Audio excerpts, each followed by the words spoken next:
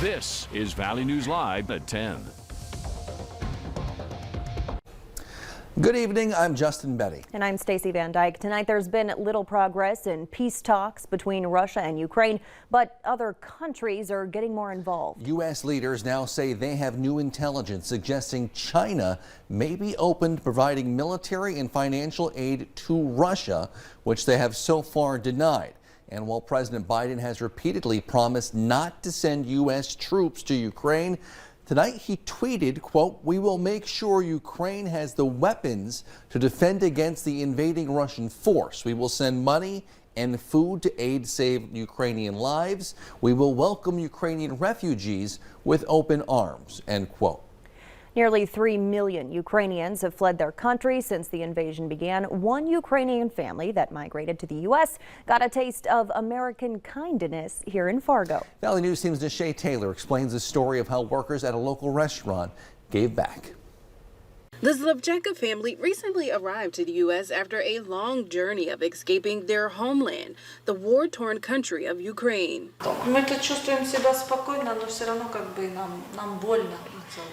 We feel very safe and very at peace, but we just feel hurt. We hurt for our country and for people in Ukraine. On their first day in Fargo, close friend Irina Christensen took the family to a local restaurant for their first meal together in the U.S. It's hard to figure out what meals they like, what meals they don't like, so we decided on Texas Roadhouse. And there, the family learned the meaning of hospitality. And I noticed that they were speaking with a translator, and so I asked her, like, if you don't mind me asking, like, what language are you speaking? And we told them they were speaking Ukrainian and that they actually just arrived here, and she was amazed by the story. Haley Usher, who was the waitress that served the family, then shared that story with her coworkers. It's kind of like one of those things where, like, it kind of feels like it happens like a really far way away, like something that you don't really pay too much attention to, honestly, until you meet somebody that it's impacting directly. As a big welcome, Texas Roadhouse paid for a portion of the family's meal, and what was left over, Haley and her coworkers footed the bill. They even put money together to buy a gift card for a future visit. So to be able to help people in our community, or even broader, so people that are coming to our community, it's really important to make sure that we help. And the Zlovcheka family says they are beyond grateful. Очень, приятно. Сначала неожиданно, потом приятно, и мы даже приехали домой, мы долго еще не могли, представить, что, есть настолько такое тепло, поддержка, она чувствуется везде. We just want to say thank you so very much. It was so unexpected, and then such a wonderful kindness that we received at Texas Roadhouse that even for a while we were still talking about it when we got home, how it was just such an amazing feeling to be received that way by people who've never met us. In Fargo, Nishay Taylor, Valley News Live. The family is currently residing in Pelican Rapids. They say their next goal is to find work and get their children enrolled in school. Outside, this is the warmest it's been at this time of night in quite some time. Meteorologist Hutch Johnson joins us now live with the details. Hutch. Justin, Stacy, and everyone, good evening. It does look like things are going in the right direction after we started out the morning with flakes flying in some of our counties. Down south, things quieting down. We enjoyed a little bit of sunshine today as well. Here is a look at what we are watching. As far as our peak temperatures today go, we did make it above freezing in Fargo, 33 degrees here, 30 in Grafton, and upper 20s for many across northwest Minnesota and here in the Southern Valley. Right now, as a matter of fact, temperatures are between 10 and 25 degrees above average. With clouds building in, they're going to slow just how fast we cool down. And here's those clouds, most of the snow showers to the north of our area. So tonight looks very mild during the overnight hours as we remain in the upper 20s to near 30 in Langdon. Look at this, 42 still in Minot at this hour of the night. Temperatures near 20 in Lakes Country. Your planner shows temperatures steady to only slowly falling here in the FM area as we go through the overnight hours. The wind does pick up, and that helps keep us from getting too cold too quickly. It's from the south, number one, and that wind action helps stir up the atmosphere. A warm week ahead. In fact, Stacy, Justin, I don't know if you have palm trees in your yard, but they might just look like the tree behind me if you do. after we shake off some of the snow. It doesn't look quite like that, but we're getting there. Thanks, Hutch. You bet. Now for a developing story, the Pennington County Sheriff's Office confirmed today they're doing an investigation into sexual assault claims on a youth hockey team.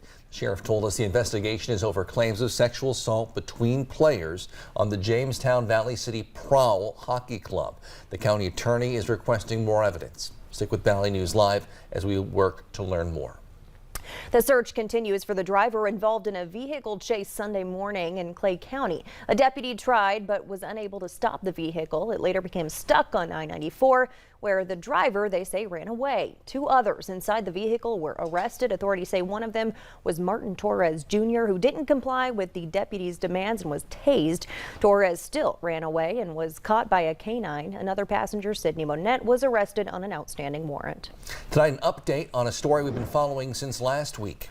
Just 4 days after SkyWest Airlines said they'd be pulling out from the Jamestown and Devils Lake airports, a new order filed today by the U.S. Department of Transportation will keep them there. It prevents the airline from stopping service at least until an alternate airline is in place. Jamestown airport officials say it was never really an issue of lack of passengers. The airline is simply struggling to find the pilots and staff needed to run the flights. Ultimately, if these rural areas were not able to connect to the bigger markets, there would definitely be an impact to our communities. One of the reasons that we support rural travel is to make sure that everyone in the United States, regardless of whether they're located in a very urban, densely populated area or in rural areas, are able to connect to the rest of the United States and the rest of the world through air travel.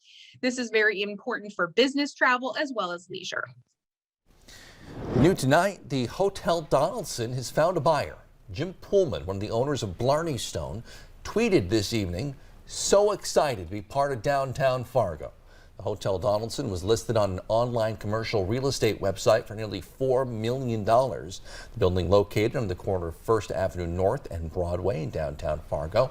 At this time, the hotel itself is open, though the popular Hodo Lounge has been closed since the summer of 2020.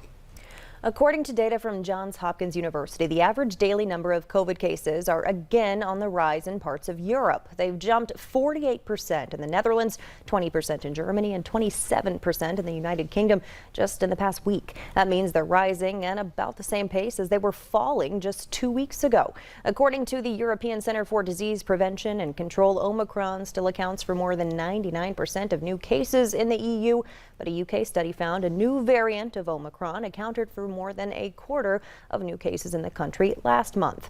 Here in North Dakota, the number of confirmed active COVID cases is now the lowest it's been since last July. The state health department is reporting 286 cases across the state, down from a peak of more than 12,000 in late January. State hospitalization numbers have also fallen off, though not as sharply. Right now, 51 people are hospitalized with COVID. Officials at North Dakota's state hospital say they've had a hard time keeping enough staff to deal with all the patients during much of the pandemic, but it's starting to get a little better. It continues to be a challenge here at the hospital working through the pandemic. The past months, we've continued to be problematic in maintaining our staff and client ratios due to staff needing to be off work with COVID, and our numbers trended high. But now we are coming back down with our positive cases, and we hope this continues. At the height of the pandemic, pet adoptions skyrocketed as people turned to furry friends to help fight off feelings of isolation. But now the Central Dakota Humane Society says there's been an influx of cat and dogs being abandoned because of the unexpected costs.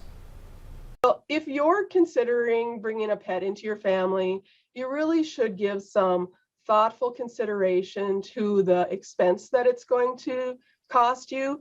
And then there's your time. You need to be socializing, you need to be training, you need to be exercising it. Society gives out a limited number of $50 gift cards to help with costs.